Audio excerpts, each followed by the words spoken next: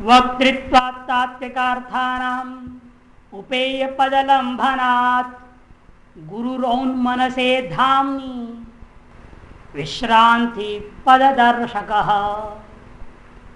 गुरु किसे कहते हैं? क्योंकि गुरु का काम क्या था बताया, जैसे तदधिष्ठित देहो असो नियते सदगुरुम प्रति। वो बताए थे वो जो शक्ति है, वो जो प्रेरित हो कर रही है, वो क्या करती है, उसी को अधिष्ठित होकर के उस जीवात्मा को सशरीर ऐसे गुरु के पास हो ले जाती है। नियते सदगुरु प्रति, वो शक्ति है आपको सदगुरु की ओर ले जाएगी। तो मंत्र मुद्रा से लाभ के लिए वह गुरु के पास, सदगुरु के पास ले जाती है। ये बात कही गई थी। वो सदगुरु कैसे होता है, क्यों उन्हें ऐसे कहा जाता है गुरु को, उसके विशेषण दे रहे हैं। वक्तृत्वात्, किनको वक्त का कथन करने वाला होने से। क्या कथन करता है वो? कथन तो सारा दुनिया बोल रही, सब वक्ता ही है। तो कहते तात्विकार्थानाम वक्तृत्वात् गुरु हो, तात्विक अर्थों को, विषयों को कथन करने वाला होने से उसको गुरु कहा जाएगा। दूसरा उपेय पदलंभना, तात्विक अर्थों के यथार्थ वक्ता होने से मंत्र वीर्य और मुद्रा वीर्य को लब्ध हो जाने के कारण से उपेय पद, उपेय पद क्या है? मंत्र वीर्य को जो प्राप्त कर जाए, मुद्रा वीर्य जो बताया गया जो प्राप्त किया है उसको, उसी को हम गुरु मानेंगे। उपेय प्राप्ति कौन है? हमारा मंत्र रहस्य, मुद्रा रहस्य या मंत्र वीर्य या मुद्रा वीर्य जो कहा गया वही हम सबके द्वारा उपेय प्राप्त है, उसको उन्होंने प्राप्त कर लिया, उपेय पद को प्राप्त कर लिया है, इसे वो गुरु है। अर्थात जिसने मंत्र रहस्य को नहीं जाना, मुद्रा रहस्य को नहीं जाना, जिसने मंत्र वीर्य को या मुद्रा वीर्य को प्राप्त नहीं किया, वो गुरु पद के योग्य नहीं है। केवल तात्विक अर्थों का कथन करने मात्र से वो जो शब्दों को रट करे, वेदों को रट के, शास्त्रों को रट के बोल देगा, उतने मात्र से गुरु नहीं है। और इसलिए कह दिया उपेय पद लंबना गुरु। उपेय पद को प्राप्त कर लिया लेकिन उसमें निष्ठा नहीं बनी, कच्चा है अभी तो। इसलिए औन मन से धामनी, जो कहा स्थिर है उन्मनी दशा में, औन मन से धामनी, उन्मन से, औन मन से क्या है? निर्विषय मन। उन्मन का बताया पहले, निर्विषय मन की अवस्था का मान औन मनस मन है। उन्मनसा एवं औन मनसा तस्मिन औन मन से, धाम के समान धाम है वो भी, हमारी निष्ठा का आधार है वो, हमारे स्वरूप जो सारे जगत का आधार है वो, इसलिए कहते औन मन से धामनी। निर्विषय रूप मन से बोधिभूत अनुभव किया जा रहा है, जो सब प्रकार चिदानंद स्वरूप जो परम शिव है, उसमें जिसकी निष्ठा हो चुकी है और खुद तो निष्ठित हो गया, लेकिन हमें वहां का रास्ता भी नहीं बता सकता, तो फायदा क्या? विश्रांति पद दर्शक, उपेय जो मंत्र मुद्रा तत्व है उसका लाभ करा दिया है, कर लिया है, अतः दूसरे को करा भी सकता है। जिसने प्राप्त किया वो दूसरे को करा भी सकता है, एक बात। दूसरी बात, और औन धाम में रहता है, इतना ही नहीं, आपको भी औन मार्ग का पथ वो दर्शाता है, मार्ग को दर्शाता भी है। इसे 3 लक्षण घट रहा है ना। गुरु के लिए क्या कहा? 3 प्रकार के गुरु, चोदक, बोधक, मोक्षक, है या नहीं? मोक्ष देने वाले तीनों आ गए इसमें। और तीनों जिसमें एक हमें आ जाए वो सर्वश्रेष्ठ गुरु, उसी का नाम सदगुरु है। क्या एक एक के लिए अलग अलग गुरु नाम दे दिया? विधि आदि करते हुए अनुशासन रख दिया, चोदक हो गया, क्या शास्त्र बता दिया, बोधक हो गया, लेकिन जो आपको मोक्ष तक ले गया वो मोक्षद हो गया। और तीनों ही कर देवे, एक ही में आवे, उन्हीं को सदगुरु कहेंगे। कोई भी ज्ञान बिना शब्द के सुने नहीं हो सकता है, कि शब्द के माध्यम से, मैंने शब्द को सुन करके ही हमें हर एक वस्तु का ज्ञान होता है। सभी ज्ञान इसलिए शब्दान्वित है। अतः शब्द द्वारा ही गुरु भी हमें ज्ञान कराता है। जब उसमें विश्रांति पथ है, विश्रांति पद है, उस पद का जो पथ है उसका दर्शक है। विश्रांति पद पथ प्रदर्शक, ऐसा जोड़, विश्रांति पथ दर्शक है श्लोक में, माने विश्रांति पद का जो पथ है, मार्ग है, उसको दर्शाने वाले हैं। कहां पूर्ण विश्रांति होती है? जब हम परशिव पद को प्राप्त करते हैं। विश्रांति पद कौन है? वह परम शिव पद ही विश्रांति पद है। उसका जो मार्ग है, उस पद को पाने का मार्ग है, उस मार्ग को दर्शाता है। कैसे दर्शाता है? इसके लिए बात कही गई थी, वो ज्ञान के द्वारा कराता है। और ज्ञान के द्वारा को उस मार्ग को कैसे दिखाएगा? उस ज्ञान के वो कराने के लिए आपको शब्दों का प्रयोग करता है, श्रुति का प्रयोग करता है, स्मृति का प्रयोग करता है। श्रुति स्मृति रूपी शब्द समूह के सहारे से आप उस ज्ञान दे करके, उस ज्ञान के द्वारा उस मार्ग को दर्शा देता है। वही गुरु होता है, वही गुरु वास्तव में पूर्वोक्त मुद्रावीरी का उपाय है, वही उपाय होता है। इस प्रकार जो गुरु को बताया गया है, हिंदी व्याख्याकार ने जो बताया उसको टीकाकार लोग क्या कहते हैं? मुद्रा मंत्र वीर आसाधने गुरुरेव उपाय। मुद्रावीर और मंत्र वीर तो प्राप्त कराने में एकमात्र उपाय गुरु ही होता है। गृणाति उपदिशति तात्विकम अर्थमिति गुरु स्वत्र व्याप्ति प्रदर्शकत्व उपाय। वही इस व्याप्ति का सर्वत्र जो शिव तत्व की व्याप्ति है, ब्रह्म तत्व की व्याप्ति है, उसका प्रदर्शक होने से वही उपाय होता है। स गुरुर्मत समह प्रोक्तो मंत्र वीर्य प्रकाशक। मालिनी विजय में लिखा, वही गुरु को मेरे सम समझ लेना जो मंत्र के वीर का प्रकाशक होता है। इसके पूर्वार्ध पहले हमने बता चुका हूं। अगाध संशयाम बोधि समुत्तरण तारिणी वंदे विचित्रार्थ पदाम चित्रांताम गुरु भारती। इसलिए गुरु, जैसे लोग होते हैं ना, भाव आवेश में आकर कहते हैं, अरे गुरु क्या है, गुरु की वाणी महान है। अरे शरीर क्या करता, यदि वो बोलते नहीं तो? वो बोल रहे हैं, वो हमें ज्ञान दे रहे हैं शब्दों से। इसलिए गुरु से भी गुरु की वाणी महान है, गुरु वाणी महान है। लोग यही तो करते, नानक से महान नानक गुरु ग्रंथ। लोग ग्रंथों को पकड़ रखते हैं, ग्रंथ देने वाले को भूल गए, उसको छोड़ देते हैं, मूल को छोड़ देते हैं, डाली को पकड़ लेते हैं। सब का मूल तो वेद है, वेद तो परमात्मा का ही वांग्मय रूप है। इसे कहते वांग्मय रूप गुरु को मैं प्रणाम करता हूं।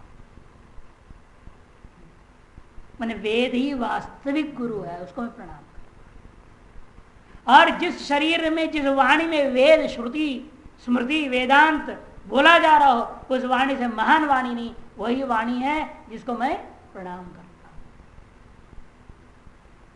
गुरु भारतीम ताम, स्त्रीलिंग प्रयोग कर, इसलिए गुरु भारती में भारत के तत्व है वाणी। गुरु की उस वाणी को मैं नमस्कार करता हूं। गुरु भारतीम ताम वंदे। कैसी हो वाणी? महान आश्चर्य, चित्रा, कठिन से कठिन विषय को भी बड़ा सरलता पर समझा देते। चित्रांताम गुरु भारतीम विचित्रार्थ पदा। आगे उस विचित्र विषयों को भी अनायास आपको दौड़ा कर चला कर ले जाकर पहुंचा देते। पद्यते गम्य पदा, साध्य की ओर। आज विचित्र साध्य है ना, वो तो जिसने पाया वो आश्चर्य समझा, जिसने सुना वो आश्चर्य समझा। आश्चर्य वक्ता कुशलानुशिष्ट, कहा नहीं, सब आश्चर्य है। ऐसा जो विचित्र पदाम चित्राम ताम गुरु भारतीम वंदे। कैसी है वो? और अगाध सुश्याम बोधि समुत्तरण तारिणी। हमारे अंदर विद्यमान अगाध संशय रूपी समुद्र हमारे पास क्या है?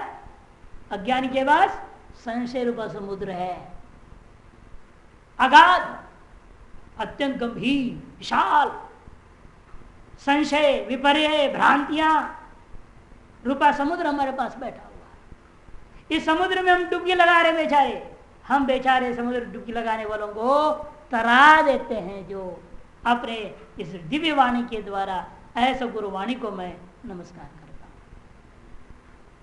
अगाध संशयाम बोधि समुत्तरण तारिणी, उसको सम्यक प्रकार से उत्तरण करने वाली तारिणी, एक नौका के समान है। ऐसा विचित्रार्थ पदां चित्रां ताम गुरु भारतीम वंदे, अन्वय होगा इस प्रकार।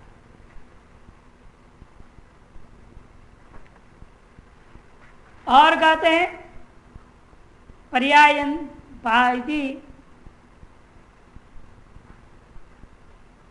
पार्यंतिकोक्त्या चेतदपि संगृहीतम एवं शक्ति चक्रम तदेवोक्तम गुरु चक्रम तदुच्यते। जिसको शक्ति चक्र कहते हैं वही गुरु चक्र है, अलग नहीं है। गुरु और गुरुतरा शक्ति गुरु वक्र गता भवेत। गुरु और गुरुतरा शक्ति, गुरु से भी गुरुतर है वह शक्ति, गुरु वक्त्र गता भवेत, जो गुरु के वाणी से निकल पड़ती है वह शक्ति गुरु की से भी महान है। गुरु गुरुतरा, गुरु से भी महानतर है। कौन? जो शक्ति गुरु के वक्त्रगता, गुरु के मुख से निकल जाती, जो हमें उस ब्रह्म तत्व की ओर ले जाती है। सैव अवकाशम ददिति उपाय, वही अवकाश देता है, इसीलिए वह हमारे लिए उपाय है। जैसे गुरु से गुरु के वाणी तक ये लक्षणा करके ले जाए। गुरु उपाय का मतलब क्या? गुरु का शरीर हमारे उपाय में समझो। फिर ऐसा तो करना है उल्टा, खोपड़ी वाले क्या करें, फिर गुरु को मर जाएगा, उसे काट कूट के खा लेंगे, कहेंगे खा लो गुरु को, तो उपाय है ना गुरु, तो खाएगा, हजम हो जाएगा तो मुक्ति हो जाएगी। ऐसे बहुत संप्रदाय में गई है, अपने पूरे जो मर जाते हैं ना उनको काट के खा जाते हैं और किसी को नहीं देते। वो शरीर को जलाते नहीं, गाड़ते नहीं, कुछ नहीं, हड्डी पट्टी के लोग फेंक देते, बाकी खा जाते। उनके यहाँ कोई मातम होता नहीं, कभी मुर्दा लेते हुए नहीं देख सकते आप।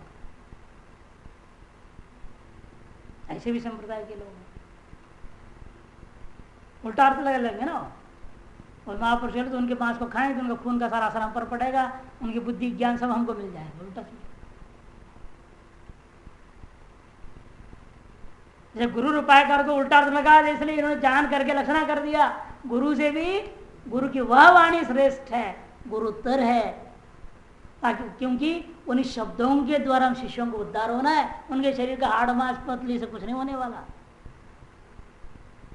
वो तो केवल अपनी श्रद्धा आदि की अभिव्यक्ति करने की तरीका होता है, उनको दृढ़ करने की तरीका होता है। उनको प्रणाम कर लेते हो शरीर को, और किसी पूजा कर लेते हैं, सब कर देते हैं। अन्य अर्थ लोग जो गलत अर्थ न ले, अन्यथा अर्थ न ले, इसे जान के इस तरह से लक्षणा करके वाणी की प्रशंसा कर दिया।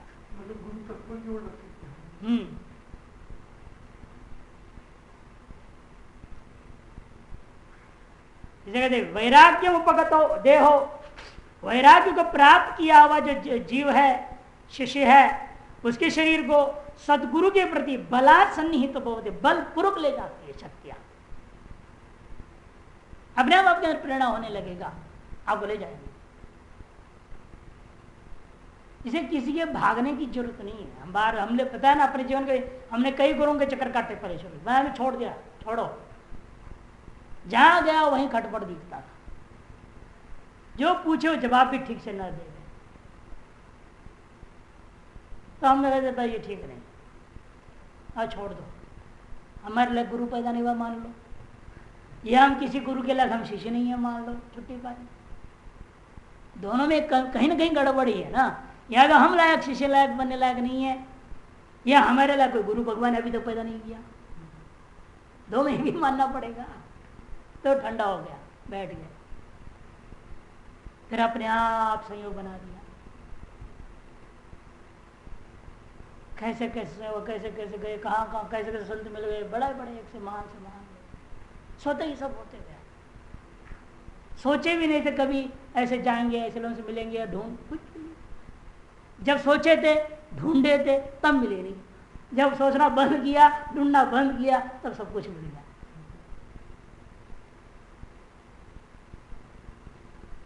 इसलिए वास्तव में अपने अंतगण शुद्धि की जरूरत है। अपना अंतगण शुद्ध करो तो अपने आप वो सब कुछ क्रिया होने लगेगा। हम ये सोचे मैं शक्ति करेगी बैठेंगे तो नहीं होगा। अंतगण शुद्धि को उपाय तो करना ही पड़ेगा, तभी तो शक्ति कार्य करेगी।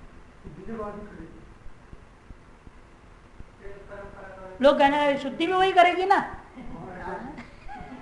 शुद्धि भी वही कर ले, सब कुछ वही करेगी। हम तो आनंद लेंगे, खाएंगे पिएंगे मौज करेंगे, बाकी सब अध्यात्म का काम करना उसका काम है, भोग का काम मेरा है। अब क्या कहे ऐसे लोगों को? तो गलत है। परंपरा से ऊपर उठो, संप्रदाय से ऊपर उठना है। जब तक इन जखड़ों से नहीं उठेंगे तो मुक्ति तक पहुंच रहोगे कैसे? ये सबसे बड़ा है बेड़िया है, ये सोने के बेड़ी है संप्रदाय। आप आए गृहस्थी में साधारण थे बेचारे, ठीक ठाक थे वो, अब आ गए एक संप्रदाय के चक्कर में, लोहे का बेड़ी छोड़ा, अब सोने का बेड़ियां लगा लिया अपने आप। क्या फायदा हुआ? इससे भी तोड़ के आगे बढ़ना पड़ेगा। सर्व संप्रदाय से परे हो जाओ, सर्व धर्म कर्म से परे हो जाओ। भगवान खुद के सर्वधर्मान परित्यज्य माम एकम शरणम व्रज। सर्वधर्म का मतलब क्या? एक ही धर्म था, बार बार क्या तो सनातन दूसरा धर्म था ही नहीं जब ये बात कही गई। सर्वधर्म कहां से बोल रहे हैं वो? इसका तात्पर्य ही है मैं मनुष्य भी नहीं हूं, बात छोड़ दो, मनुष्यत्व का अभिमान को भी त्याग दो। ये निश्चय करो मैं मनुष्य भी नहीं हूं, पशु भी नहीं हूं, राक्षस भी नहीं हूं, कुछ भी नहीं हूं। सर्वधर्म को त्यागना पड़ता है। जब मनुष्य ही मैं नहीं तो किस संप्रदाय का हूं, ये प्रश्न कहां से उठेगा? मनुष्यत्वाभिमान को भी त्याग दिया और संप्रदाय अभिमान कहां रह जाएगा? कि संप्रदाय तो जुड़ता है मनुष्य से ना, ब्राह्मण क्षेत्र वैसे जुड़ता है ना, उसी को छोड़ दो, इसलिए जड़ को निकाल दो। ये अभिमान छोड़ेंगे तभी वास्तविक अंतर्गत शुद्धि शुरू होती है, तभी अपने आप आध्यात्मिक शक्तियां कार्य करेंगे, सब कुछ होता है। इसे इनका कहना है देखो कि वैराग्य उपगतो देहो सद्गुरुम प्रति बलात् सन्निहितो भवति तात्विकार्ता नाम निरूपणात् उपेय पद वर्णनाच्य गुरु हो मनसा अतीतम परमधामनि शिवे विश्रांति अर्थम मार्गदर्शनोपि कारय। तात्विक अर्थों को निरूपण करता है, उपेय पद का वर्णन करता है, मन के से भी अतीत जो परम धाम है शिव है उसके विश्रांति के पथ को, मार्ग को, उपायों को, साधनों को दर्शाता है और कराता है, इसलिए वो गुरु होता है। वो इसलिए उसी को हम इस मोक्ष के लिए उपाय मानते हैं। महाराज ये मोक्ष का उपाय बताने गुरु जो शब्द प्रयोग करेगा, पथ प्रदर्शक गुरु का अनुसरण करके उन्हें प्रसन्न करना चाहिए। इसीलिए यदि उनके मुख से आप उत्कृष्ट ज्ञान चाहते हैं, इसलिए जब भी ज्ञान निकलता है, हम बार बार बोलते हैं, हम बोलना चाहेंगे बुद्धि से, नहीं निकलेगी ठीक से। व्यवस्थित तरीके से हम प्लानिंग करके बोलेंगे ना, वो मजा नहीं उस चीज का। रिकॉर्डेड जैसे बात कहा जाए, वो श्लोक आएगा तो वो दृष्टांत भी आएगा, वही बार आएगा, ऐसा नहीं होता।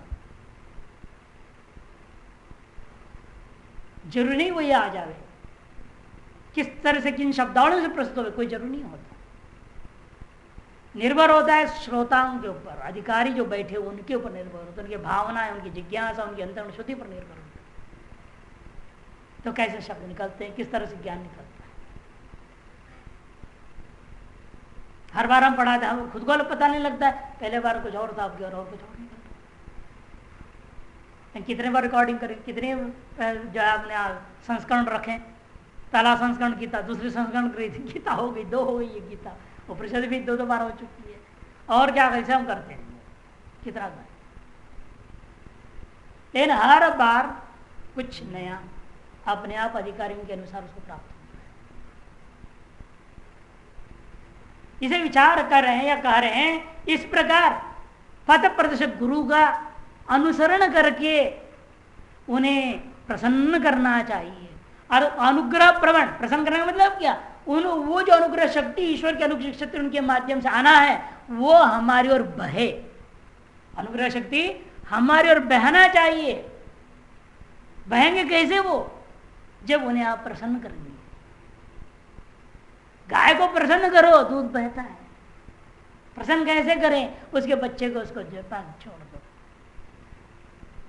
उसके बच्चे को उसके छोड़ दो, क्या होगा? बच्चे को दूध बहाने देने के बहाने आपको भी दूध मिल जाता है। इसलिए अपने करना क्या, गुरु को प्रसन्न करो, उसका अनुसरण करो। जैसे गौ को, वत्स को, बछड़ा को, बछड़ी को उसके अनुसरण करा दो, अपना प्रसन्न हो जाती है। यहाँ अनुसरण क्या करें? उसका बछड़ा बछड़ी तो गुरु का और है नहीं यहाँ। इसे गुरु के वचन का अनुसरण करना। गुरु का वाणी ही गाय है, उसे निकली हुई जो वचन शब्द है वे उसके बछड़े हैं, उसका अनुसरण करो। उसके अनुसरण करने से क्या होगा? उनकी अनुग्रह शक्ति पिघल करके आपकी ओर बहने लगेगा, स्वतः ही प्रभावित होता है। गुरु के प्रसन्न हो जाने पर फिर क्या लाभ होता है? लोगों के लाभ का चक्कर में सारा संसार है। कुछ भी करना है तो पहले पूछे क्या लाभ होगा जी, ऐसे करने से क्या लाभ होगा? और इधर वेदांत, इधर लाभा लाभो जया जय, सबको बराबर सोचो भाई, काय को लाभ के चक्कर में पड़ रहा। शास्त्र भी पूर्व पक्ष पहले ही प्रश्नों को डालते, क्या लाभ है बताओ अवतरणिका में। गुरु पर किस प्रकार है और गुरु को प्रसन्न करने से क्या लाभ होगा, इस पर उमानाथ भगवान कहते हैं मातृका चक्र संबोध, मातृका चक्र संबोध, अनुत्तरानंद इच्छा, ईशनोन्मेष, उन्नतादि तत्व प्रदर्शन के द्वारा चिदानंद घन स्वरूप समावेश में सम्यक बोध जो होता है वो प्राप्त हो जाता है। पहले शक्ति चक्र संबोध आया था, तस्मात् गुरो प्रसन्न शिष्य से भवति, किम भवति? मात्र का चक्र संबोधो भवति, ऐसा अन्वय हो जाए, शिष्य को प्राप्त हो जाए। इस विषय में बहुत कारिकाओं को यहां भी दिया है, श्लोकों को। और अभिनव गोत्पाद की तो बहुत ही सुंदर व्याख्या है।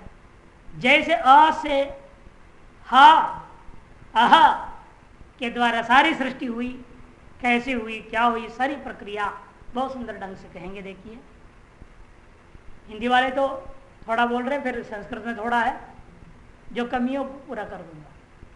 स्वतंत्र शिव की स्वप्रकाश क्रिया शक्ति ही मातृका है। मातृका क्या है? स्वतंत्र शिव की, जो सर्वशक्ति संपन्न, सर्वतंत्र, स्वतंत्र, सर्वज्ञ, सर्वेश्वर, ऐसा जो ईश्वर शिव की स्वप्रकाश क्रिया शक्ति, स्वप्रकाशता विशिष्ट जो क्रिया शक्ति है, वही क्या है? मातृका है। उसका उससे अभिन्न वाच्यवाचक आत्मक संपूर्ण विश्व ही उसका विस्तार है, विस्फार है, उस प्रकाश के फैलाव है। यही मातृका चक्र है। मातृकाओं से निष्पादित ये जो विस्तार है, ये सूर्य चक्र मंडल बोलते हैं, सूर्य व्यूह का मंडल, इसमें शब्द प्रयोग होता है। ग्रह शास्त्र एक व्यूह, सौर मंडल नहीं, सब प्रकाश मंडल है। उस शिव के प्रकाश ही अनंत रूप में यहां फैला हुआ है। वो फैलाव का नाम ही चक्र है। हाँ, बिंदु भी पहले कहा है। इनके अपने आगम शब्द की बिंदु व्याख्या, अन्य नाद बिंदु वाली बात नहीं, वो बिंदु अलग है, ये बिंदु अलग है, पहले बोल चुके इस बात। गुरु कृपा से ही उसका इस मातृकाओं से निष्पादित उस प्रकाश क्रिया शक्ति के में फैला हुआ विश्वरूपी चित्र जो चक्र है, इसका सम्यक बोध होता है जो गुरु की कृपा।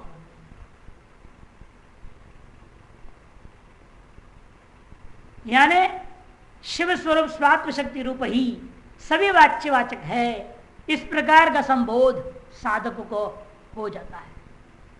शिव स्वरूप जो स्वात्म शक्ति रूप ही सभी वाच्यवाचक भाव है। जो भी वाच्यवाचक हम अनुभव कर रहे हैं वो शिव का प्रकाश में क्रिया शक्ति से अलग कुछ भी नहीं है। इस प्रकार का सम्यक बोध जब हो जाता है, आप इस वाच्यवाचक का जाल से बाहर आ गए। उसका कारण, उसका जो वास्तविक स्वरूप उस शिव का प्रकाश क्रियात्मक, ज्ञान क्रियात्मक जो शक्ति है, प्रकाश जो है विमर्शात्मिका जो शक्ति है, उसकी ओर आपका दृष्टि जाएगी। उस अधिष्ठान पर आपकी दृष्टि पहुंच गई तो आप अपने आप को फिर अनुभव करेंगे। वह अधिष्ठान रूप शक्ति, प्रकाश विमर्शात्मक ज्ञान क्रियात्मक जो शक्ति है, वो मेरे अपने स्वरूप से भिन्न नहीं है। यह एतादृश अनुभूति की ओर ले जाना ही यदि आप गए समझो तो मतलब गुरु की कृपा हुई। यही लाभ है मातृका से संपादित इस महान चक्र का सम्यक बोध पूर्वक शिवोहम अहम ब्रह्मास्मि की ओर प्रतिष्ठित हो जाना, यही सम्यक बोध।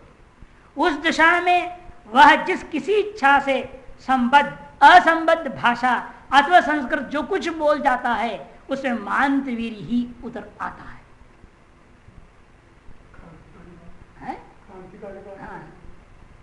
उस दशा में जब आप पहुंच गए, वह जिस किसी भी इच्छा से, वह जिस किसी भी इच्छा से संबद्ध प्रलाप करे या असंबद्ध भी प्रलाप करे, उठपटांग भी बोल दे रहा है, असंबद्ध कथन भी कर दे रहा है, या कोई सम्यक भाषा में बोल रहे हैं, संबद्ध भाषा में या असंबद्ध भाषा में बोल रहा है, अथवा संस्कृत में ही क्यों नहीं बोल रहा है, जो कुछ भी बोलता है उसके वाणी से निकलती है, कहने का तात्पर्य उसमें वह मंत्र वीरी ही प्रकाशित होता है, उतरता है। अतः वह सिद्ध मंत्र की भांति है। कई लोगों ने रट लिया, हमने गुरु ने जो बोला वही वेद है, वही सब। लेकिन क्या वो गुरु उस अवस्था में है जिसको तुम गुरु बोल रहे हो और जिसके वचनों के पीछे चिपक रहे हो, पकड़ रहे हो? क्या वह वचन तुमको वहां तक पहुंचा रहा है? ये नहीं पहुंचा रहा है, वो गुरु वो नहीं है जिसकी चर्चा हो रही है। समस्या यहाँ थी। अंधविश्वास वाले श्रद्धावान है, उनको आगे पीछे विवेक है नहीं, न शास्त्र पढ़े लिखे हैं, जो गुरु ने बोल दिया उल्टा पुल्टा उसको मान लिया, मानकर फिर फंस जाते हैं, बिगड़ जाता है, फिर गुरु चल में झगड़ा हो जाता है, फिर गुरु के खिलाफ 420 का केस हो जाता है। ये तो क्या निर्मल या निर्मल बाबा तीसरे नेत्र वाला, उसके खिलाफ उनके भगत जगत ने सब ने मिलकर कोर्ट में केस कर रहे 420, बड़ा बवाल खड़ा है। क्या कल सुनता रहा, आश्चर्य होता उनके 6 लोग भी जो बोल रहे हैं, भाई वो कह रहे हैं कि इनके पास तीसरा नेत्र है तो डर क्यों रहे कोर्ट में जाने में? अपने तीसरे नेत्र शक्तियों का प्रयोग करें, सबको अपने ऊपर आरोपों को दूर करें, क्यों बौखला रहे? बात भी सही, ये तीसरे नेत्र है, सारा शक्ति आपके पास है, अपने शक्तियों का इस्तेमाल करो। आरोपी ना हो ऐसा होना चाहिए था चरित्र। तीसरा नेत्र जब खुला है आपका, फिर अगर हम जो पैसा लेते हैं सब 1 नंबर रखता हूं हिसाब किताब, तीसरा नेत्र खुला है तुमको पैसे क्या जरूरत? कहाँ जा रहा है, क्या बोलता है, कहाँ अत्यंत असम्मत प्रलाप भी किया। उस स्थिति में रहकर वो बात बोल रहा है क्या? यह व्यावहारिक दलदल में फंसने से चाल निकाल रहा है। बहुत मुश्किल होता है समझना, गुरु तत्व को पकड़ना, इसलिए पहचानना कठिन गुरु को। अतः सिद्ध मंत्र की भांति बिना रुकावट तत्त कार्य संपन्न करने में समर्थ होता है। जो भी इच्छा से बोल देता है वह कार्य तत्काल संपन्न होगा। उस कार्य के संबंध में वो बड़ी प्रक्रिया से बोले ना बोले, संबंध समझ का तात्पर्य यही है, उस कार्य को उत्पन्न करने जो क्रम से बोलो या अक्रम से बोलो, जैसा भी बोलेगा वो कार्य संपन्न हो जाए। जैसे ईश्वर छांदोपनिषद में क्या करा, तेजोपन्न सृष्टि को करके सृष्टि को खड़ा कर दिया, कहीं ईश्वर ने क्या कर रहे, आकाश आदि क्रम से पैदा कर दिया, कहीं ईश्वर सारा लोगों को सृष्टि कर सीधा भू भो स्व भो सारा सृष्टि करा हुआ, कहीं क्रम से बोल रहा है, कहीं अक्रम से बोल रहा है, कहीं कैसा बोल रहा है, वो जैसा भी संकल्प करे कोई फर्क नहीं पड़ता, कि ये उस स्थिति में है, चाहे संबद्ध प्रलाप है चाहे संबद्ध प्रलाप है, जिस किसी भी इच्छा से वो संबद्ध असंबद्ध प्रलाप करता है, भाषा अभाषा से प्रयोग कर रहा है, लेकिन फिर भी वह कार्य संपन्न होगा। ऐसे ही सिद्ध गुरुलोग हुए, जो जितने शाबर मंत्र है ना, ये सब सिद्ध पुरुषों का दिया हुआ है। सिद्ध पुरुष लोग, जब दुखी आदमी आया उस पर दया आई और वो एक मंत्र उन्होंने जो बोला, मैंने ऐसे जब बोल दिया, उल्टा पलटा हिंदी संस्कृत मिला मिला उल्टा कर सीधा है, वो जितने मंत्र होते हैं, हाँ कुछ भी कर देते, उससे भी कार्य सिद्ध हो जाता है, उससे भी कार्य सिद्ध हो जाता है। एक महात्मा था प्रभानंद, क्या उसका नाम था, वहां महाराष्ट्र में था ना, जब पत्थर फेंकता था, सिद्ध था, झोपड़ी पर आता था, पूरा बांध रखा था, बाहर से लगा रखे थे और झोला टांग देता था, जो भिक्षा उसमें डाल देते, 12 बजे से ले आया, हाँ भाई 3-4 बजे से बाहर बैठता था, लोग अपना अपना बोलते थे चले जाते, बोलते थे चले जाते थे, 2-4 रोज आते थे, रोज बोलते थे कहीं तो ऐसे बैठा रहता था, करते रहता था, सुनता भी नहीं था ढंग से, वास्ता में लगता था सुनता भी नहीं है, ऐसे ही पागल जैसे पत्थर उठाया मार, जिसको पत्थर लग गया उसका काम हो गया, देखा है? हाँ विचित्र। और जो मांगा था उसने बार बार गिड़गिड़ाया है, पत्थर, और उसको लग गई, पत्थर ले गया उसने, उस पत्थर को ले ली, कहीं इधर गिरे उधर, उसको पकड़ ढूंढा, निकाल लिया, अपने जेब में डाल के चला जाता है आगे भगत, और काम सब सिद्ध हो जाता है। एक और जो सिद्ध हिमाचल में एक थे महात्मा, नहीं हिमाचल पंजाब बॉर्डर में थे, पहाड़ में, चंडीगढ़ से आगे, उनको तो हमने देखा नहीं, सुनाई कहानी उनकी, महाराज जी सुनाई करते थे, वो खप्पर रख देते, वो इतना बड़ा सा खप्पर, और 10 बजे ऐसे बाहर बैठता था, खप्पर रख लिया बाहर कोई देख रहे हैं, कोई बंद कर रहे हैं, वो बात नहीं, कुछ नहीं, कुछ मौन। लोग भिक्षा डालते थे, उसी में रोटी सब्जी जिसने जो डाला उसमें, यहाँ पर बच्चा चाहिए लिख दिया, परसों बच्चा चाहिए उसमें डाल दिया, जिसने कुछ लिख दिया उसमें डाल दिया, सब उसी में रोटी सब्जी के साथ, कोई रुपया भी डाला दक्षिणा भी उसी में, हर उसमें डाल, हाँ पादे पादे महाराज, अरे पादे जो भी तुम बोल रहा है उसको पादे, बोलो मत, बंद लिख के डाल दो, पादे का लिख के डाल दो, अगर बाद में 12 बजे ठीक, कोई बोलने की जरूरत नहीं, उसके बाद आवे तो कोई मतलब ही नहीं, उसको ले और खा ले, और खा रहे हैं सब्जी वगैरह, उस पीछे कागज आ जाएगा, रुपया आ जाएगा, रुपया तो फेंक दे पीछे, खा लिया, ठीक है। और कोई काज जिसको आशीर्वाद देने की कृपा होनी है उसके माध्यम से वो सब